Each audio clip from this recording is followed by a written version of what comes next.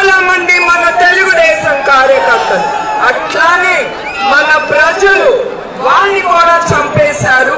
దేనికోసం? వాళ్ళు మీకోసం కాదు, వాళ్ళు డబ్బు కోసం. డబ్బు డబ్బు డబ్బు, దానికోసం ప్రజల్ని కూడా నాశనం చేసేశారు. మనందరం ఒకటి, ఎవ్వరూ మనందరినీ విడదీయలేరు. అవునా కాదా?